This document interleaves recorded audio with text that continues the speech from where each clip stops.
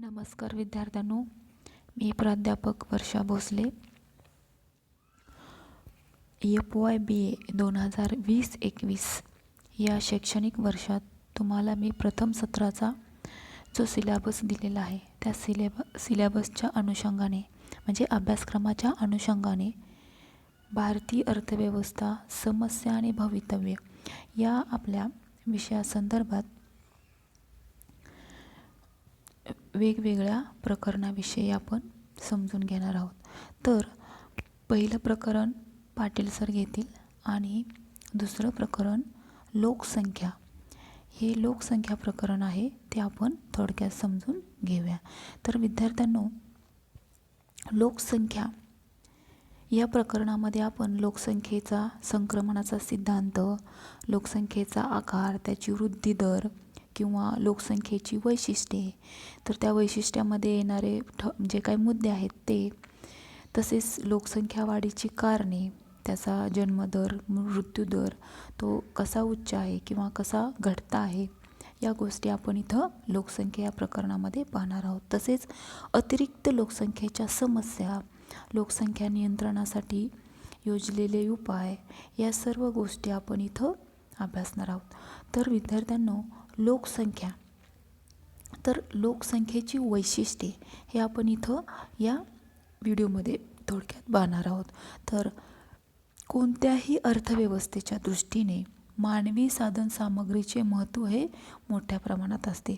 म्हणजेच आर्थिक विकासाच्या प्रक्रियेत मानवी साधनसामग्रीचे योगदान महत्त्वाचे असल्यामुळे उत्पादनाच्या श्रम या एकमेव क्रियाशील घटकाचा जो काही पुरवठा मानवी साधनसामग्रीतून होतो, परंतु अतिरिक्त लोकसंख्या जी काय वाढती किंवा जास्त प्रमाणात वाढलेली जी काही लोकसंख्या आहे ती देशाच्या आर्थिक विकासाला अडथळा ठरत असते.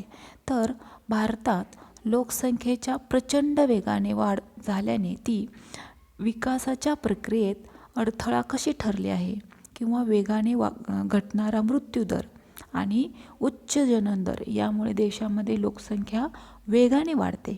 तर विद्यार्थ्यांनो, भारत देशाच्या लोकसंख्येचा आकार मोठा आहे हे तुम्हाला माहीतच आहे. म्हणजे चीननंतर आपल्या भारताचा दुसरा नंबर येतो.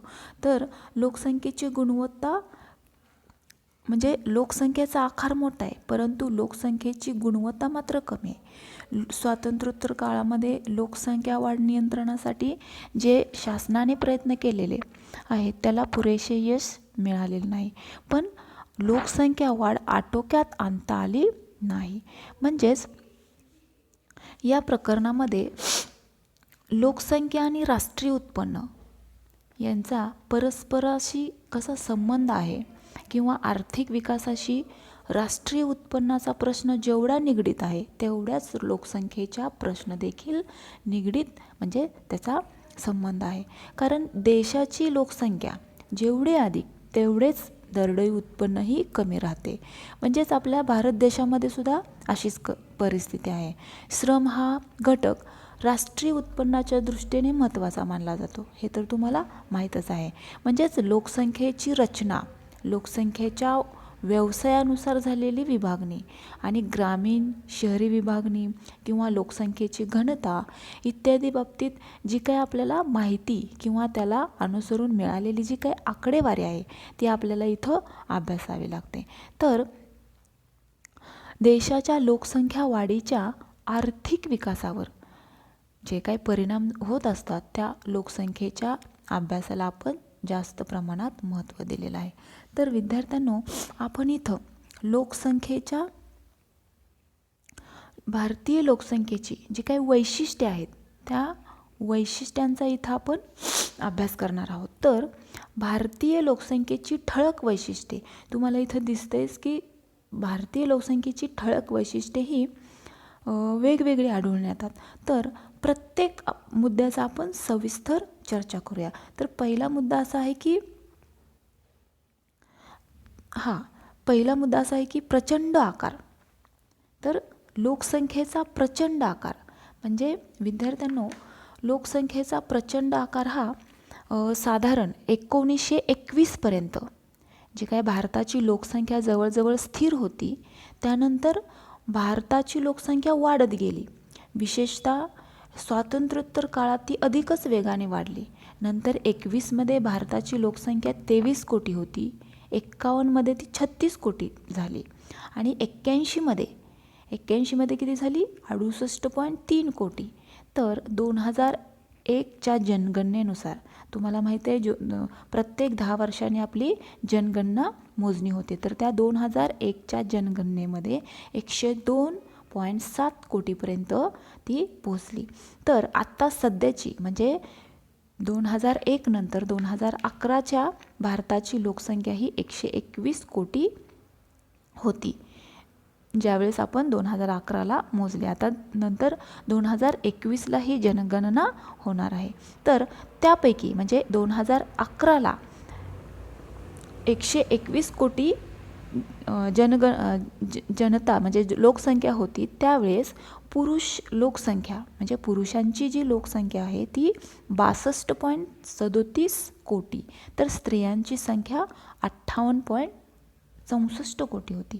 तर अशा प्रकारे जी काही भारताची लोकसंख्या आकाराने वाढतच गेली आणि जगातील एकूण भूभागापैकी फक्त 2.4% भूभाग हा भारताच्या वाट्याला आलेला आहे. परंतु जगाच्या एकूण लोकसंख्येत भारताचा लोकसंख्येचा हिस्सा हा जवळपास 16% आहे. तर तुम्हाला मगाशी सांगितलंच की जगामध्ये चीननंतर भारताचा हा दुसरा क्रमांक लागतो. तर विद्यार्थ्यांनो, लोकसंख्येच्या प्रचंड आकारामुळे लोकसंख्येचं हे एक वैशिष्ट्य मानलं जातं. तर दुसरा मुद्दा असा आहे की उच्च जन्मदर आणि घटता मृत्यूदर.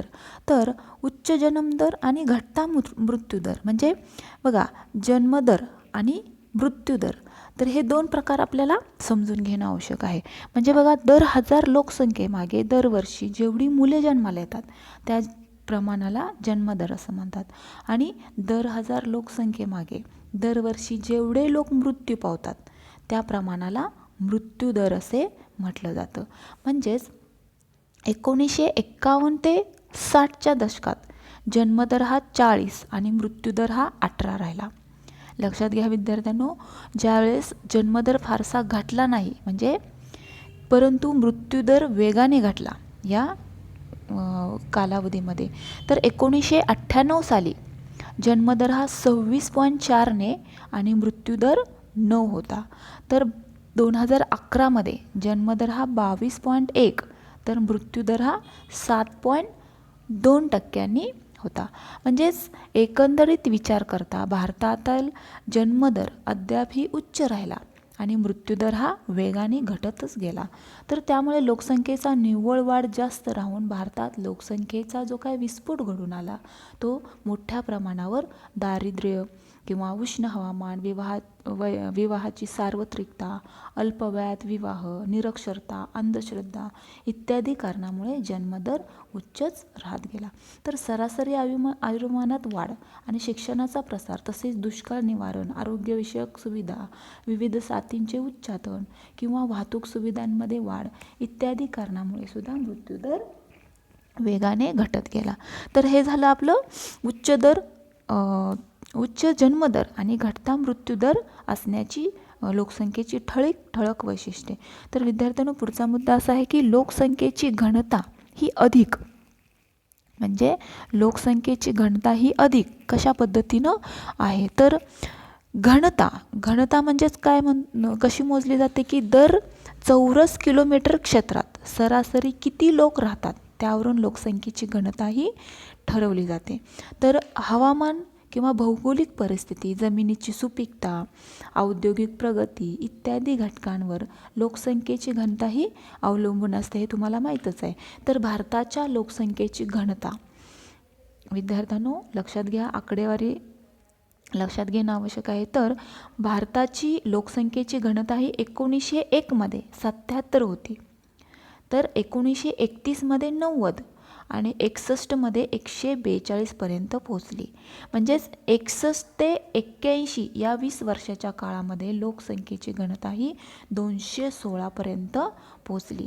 म्हणजेच बघा 1991 मध्ये ती 267 होती आणि 2001 साली 324, तर सध्या जी शेवटच्या वर्षी म्हणजे 10 वर्षात 2011 साली 382 ही होती. म्हणजेच थोडक्यात सांगायचं काय की लोकसंख्येच्या घनतेत ही वेगाने वाढ होत गेली.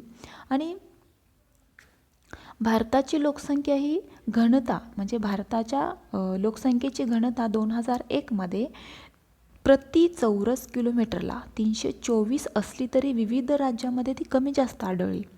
हे तुम्हाला सांगितलेल्या आकडेवारीप्रमाणे लक्षात येईलच की भारतात दिल्ली राज्यातील लोकसंख्येची घनता ही 6352 एवढी सर्वाधिक होती. तर सर्वात कमी असलेले 77 हे राज्य जम्मू काश्मीरमध्ये आहे, जम्मू काश्मीर म्हणून आहे. तर 2021 भारतात लोकसंख्येची घनता 382 होती. तर दिल्ली राज्याची लोकसंख्येची घनता ही सर्वाधिक म्हणजेच 11,294 इतकी होती. म्हणजेच सगळ्यात कमी ही हिमाचल प्रदेशाची 123 इतकी होती. तर विद्यार्थ्यांना सांगायचं तात्पर्य असं की दिल्ली, पश्चिम बंगाल, केरळ, बिहार, उत्तर प्रदेश, तमिळनाडू इत्यादी राज्यांमधील लोकसंख्येची घनता भारताच्या लोकसंख्येच्या घनतेपेक्षा अधिक आणि कमी घनता असलेल्या राज्यामध्ये उदाहरणार्थ बघा महाराष्ट्र, गुजरात, कर्नाटक, राजस्थान किंवा आंध्र प्रदेश, हिमाचल प्रदेश, छत्तीसगड, ओडिसा, जम्मू काश्मीर इत्यादींचा इथं समावेश केला जातो. तर पुढचा मुद्दा आहे की सरासरी आयुर्मान. तर सरासरी आयुर्मान म्हणजे आपल्या जन्मास आलेल्या प्रत्येक व्यक्तीला सर्वसाधारणपणे किती वर्ष जगता येईल यालाच काय म्हणायचं, सरासरी आयुर्मान. तर भारतातील सरासरी आयुर्मान 1921 मध्ये 20 वर्ष आणि 51 मध्ये 32 वर्ष, 1981 मध्ये तर 54 वर्ष, तर 93 आणि 94 या वर्षामध्ये 60 वर्ष, तर 2002 ते 8 या काळामध्ये सरासरी आयुर्मान वाढत गेले म्हणजे 63.5 वर्ष होते. त्यामध्ये पुरुषाचं प्रमाण सरासरी आयुर्मानात 62 वर्ष आणि स्त्रियाचं 64 वर्ष. बघा स्त्रियांचं इथं पुरुषांच्या मानाने जास्त आहे म्हणजे त्यांची इम्युनिटी पॉवर ही जास्त आहे असं म्हणजे सिद्ध झालेलं आहे. तर 1991च्या जनगणनेनुसार भारतातील पुरुषांची सरासरी आयुर्मान 67 म्हणजे अजून परत 62ने 67.3 वर्षांनी वाढलं. तर स्त्रियांची सरासरी ही परत पुरुषांपेक्षा 69.6 वर्षांनी वाढलं. म्हणजेच इथं त्याला कारणीभूत काय की बालमृत्यू प्रमाण हा घटक सरासरी आयुर्मानाला अधिक प्रभाव टाकतो. तर भारतात 1916 ते 96 या काळामध्ये बालमृत्यूचे प्रमाण दर हजारी 219 वरून 72 पर्यंत घटले. बघा आकडेवारी खूप महत्त्वाची आहे. ज्यावेळेस प्रसूतीपूर्व आणि प्रसूती काळातील चांगली सेवा, या मुलांच्या आरोग्याची उत्तम काळजी इत्यादीमुळे भारतातील सरासरी आयुर्मान वाढत गेलं. स्त्रियांच्या पाहण्याकडे दृष्टिकोन म्हणजे स्त्रियांकडे पूर्वीचा पाहण्याचा दृष्टिकोन वेगळा होता आणि आधुनिक म्हणजे जसं वर्ष म्हणजे प्रगती होत गेली तशी स्त्रियांकडे पाहण्याचा दृष्टिकोन हा बदलत गेला. स्त्रियांची अधिक काळजी घेतली गेली. नवीन औषधांच्या शोधांमुळे प्लेग, कॉलरा, देवीसारख्या साथींचे रोग इत्यादी आटोक्यात येऊ लागले. डॉक्टर, नर्स किंवा दवाखाने इत्यादींची संख्याही वाढू लागली. म्हणजे अलीकडचा जो सरकार आहे ते सार्वजनिक आरोग्यविषयक उपायांकडे अधिक प्रमाणात लक्ष देऊ लागले. या सर्व कारणामुळे भारतातील सरासरी आयुर्मानात वाढ होत गेली. तर विद्यार्थ्यांनो समजलं का सरासरी आयुर्मानात वाढ. तर पुढचा मुद्दा असा आहे की स्त्री पुरुष समान घटनेची प्रवृत्ती. तर आपला 5वा पॉईंट आहे की स्त्री पुरुष समान घटनेची प्रवृत्ती. तर विद्यार्थ्यांनो भारतातील लोकसंख्येच्या बाबतीत स्त्री पुरुष प्रमाण घट हा होत असते आणि ती गंभीर समस्या म्हणून समोर आलेली आहे. तर देशाच्या एकूण लोकसंख्येत दर 1000 पुरुषामागे किती स्त्री आहेत त्या प्रमाणाला आपण काय म्हणतो, स्त्री पुरुष प्रमाण असे म्हटलं जातं. म्हणजे परत एकदा ऐका की देशाच्या एकूण लोकसंख्येत दर 1000 पुरुषामागे किती स्त्रिया आहेत त्या प्रमाणाला आपण काय म्हणतो, स्त्री पुरुष प्रमाण. तर 1981 आणि 2001 या 2 जनगणना वर्षाच्या अपवाद वगळता 1901 पासून ते स्त्री पुरुष प्रमाण हे सातत्याने घटत गेलेले दिसून आले. तर 1901 ते 51 या काळामध्ये दर 1000 पुरुषामागे स्त्रियांची संख्या ही 972 वरून 946 म्हणजे घटत गेली.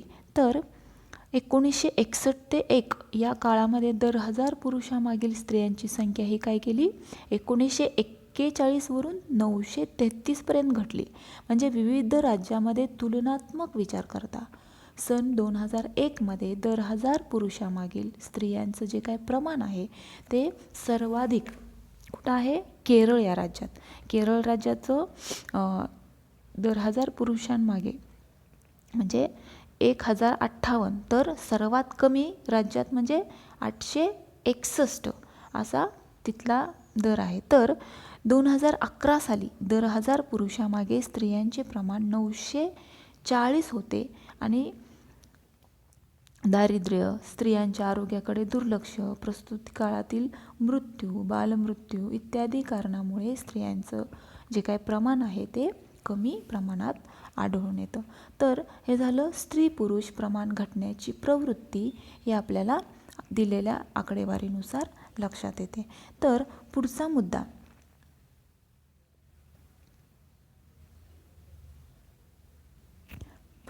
असा आहे की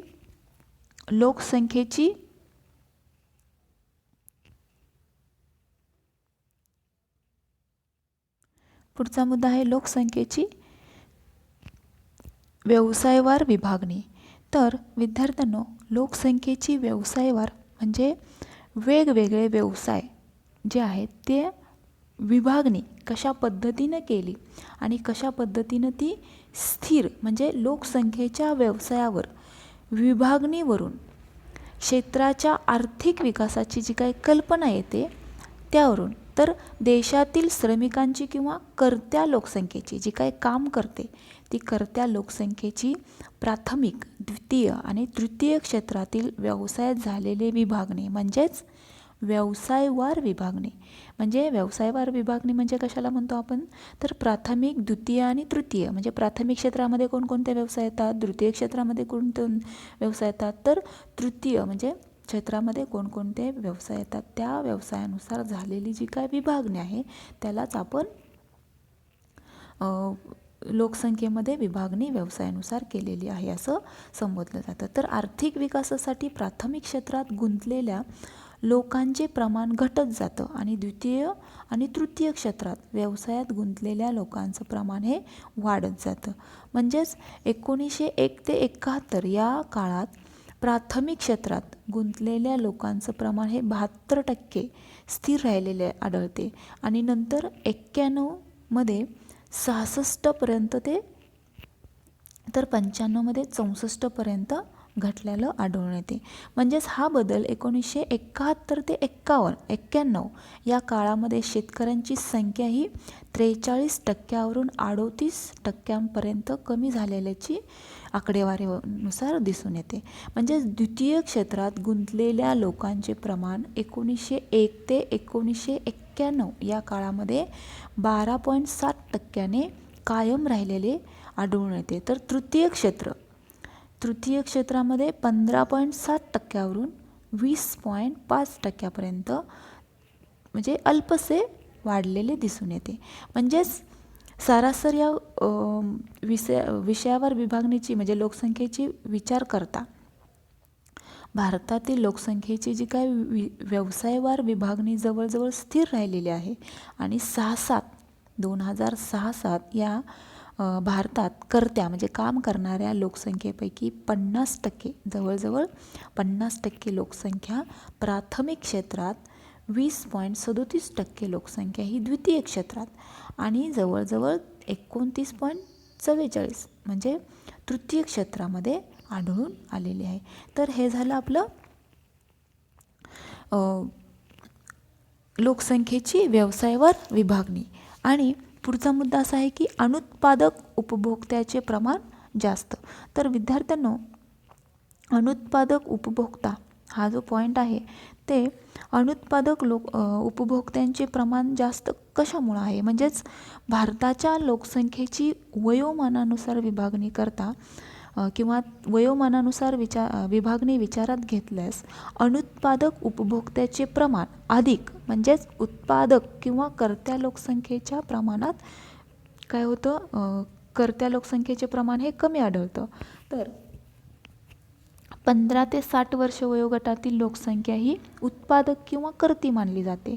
आणि 2011 मध्ये एकूण लोकसंख्येमध्ये कर्त्या लोकांचे प्रमाण हे 60.2% इतकं होते. म्हणजेच याचा अर्थ जवळजवळ 40% लोकसंख्या ही अनुत्पादक होती आणि 71 मध्ये कर्ती लोकसंख्या ही 53%, तर अनुत्पादक लोकसंख्या ही 46.7% इतकी होती. म्हणजे हेच प्रमाण 1991 मध्ये 57% आणि 42% असं होतं. म्हणजे 57% ही कर्ती आणि 42% ही अनुत्पादक लोकसंख्या होती.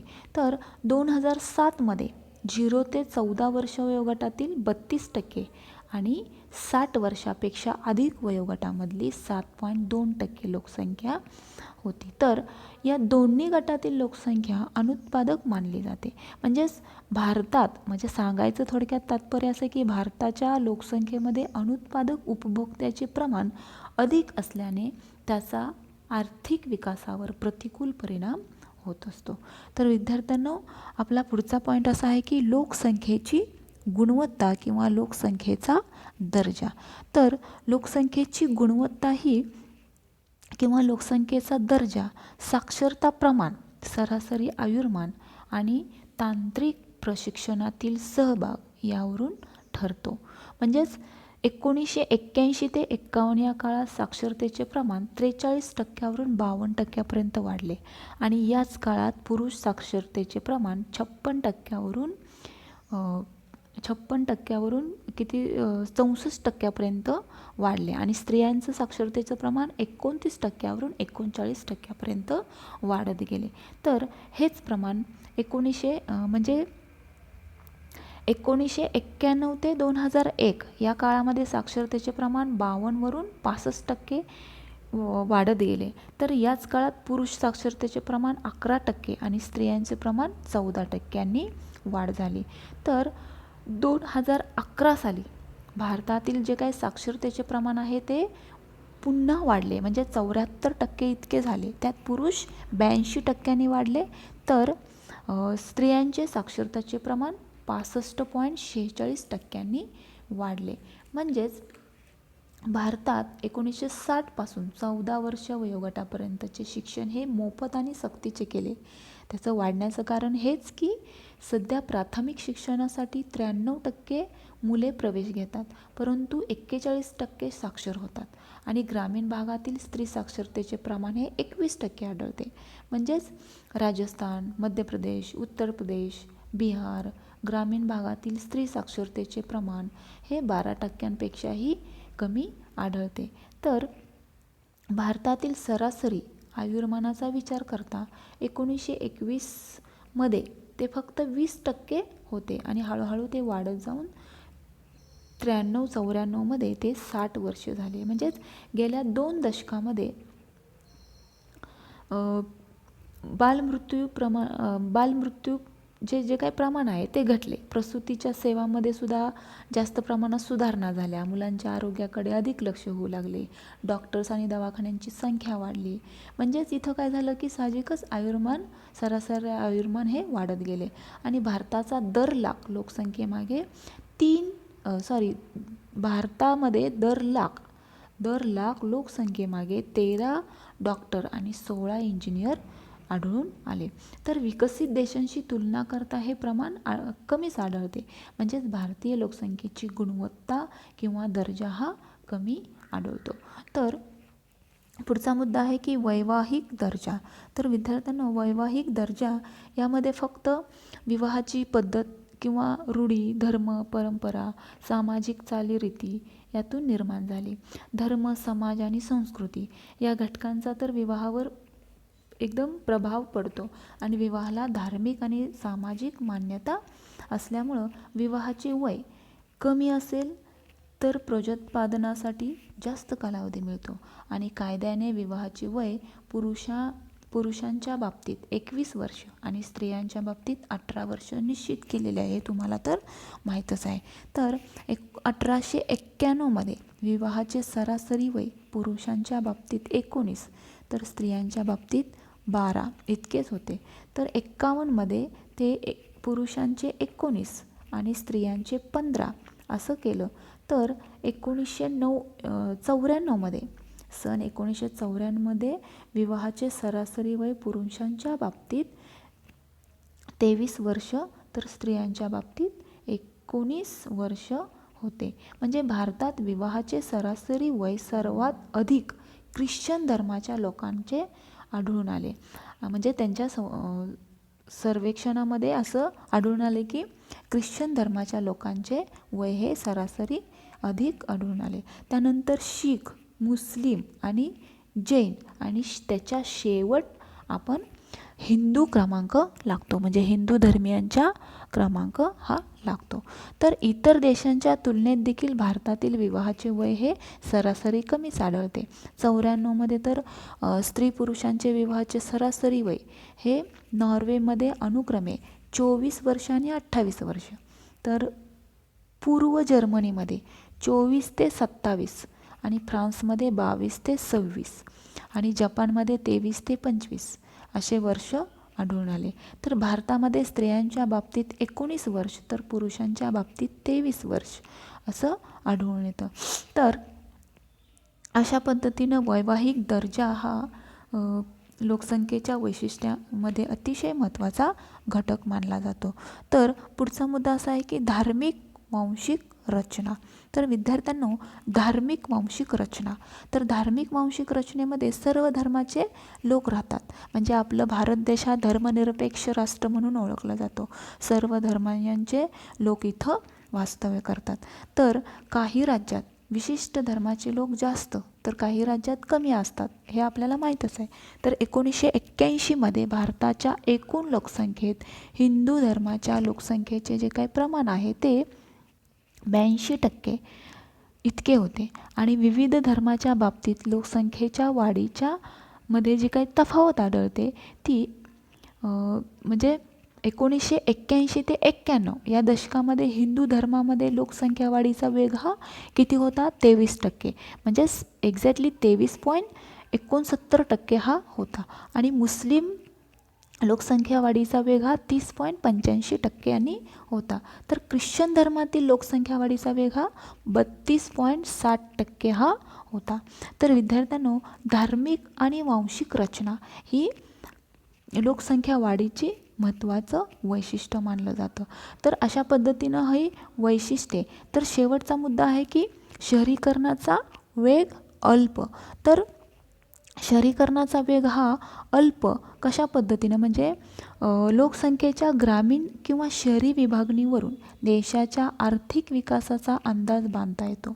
आर्थिक विकासात वेग जेवढा अधिक तेवढाच शहरीकरणाचा वेगही अधिक असतो, हे तुम्हाला माहीत आहे. म्हणजे 1901 मध्ये बघा, ज्यावेळेस आपण आकडेवारीच्या अनुषंगाने विचार केला तर 1901 मध्ये भारताच्या एकूण लोकसंख्येपैकी ज्यावेळेस फक्त 11% लोक शहरात वास्तव्यास होते, म्हणजे 11% लोकसंख्या शहरामध्ये होती, तेव्हा 1951 मध्ये शहरी भागातील लोकसंख्येचे प्रमाण हे 70.3% असं होतं. तर 1901 मध्ये 27.5% वाढलं आणि नवीन औद्योगिक वाढ, वाहतूक सोयीमधील वाढ किंवा बेकारी इत्यादीमुळे हे प्रमाण थोडेसे वाढलेले दिसते. पण म्हणजे या सर्वांचा विचार करता इतर विकसित देशांच्या तुलनेत तर हे प्रमाण अतिशय अल्प म्हणून आढळते.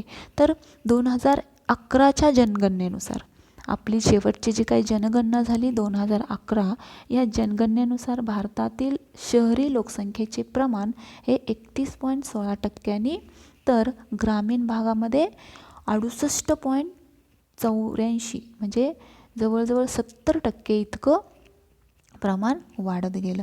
तर अशा पद्धतीनं भारताच्या लोकसंख्येत जे काय विविध वैशिष्ट्यपूर्ण मुद्दे मांडलेले आहेत त्या मुद्द्यांचा आपण इथं थोडक्यात चर्चा केलेली आहे.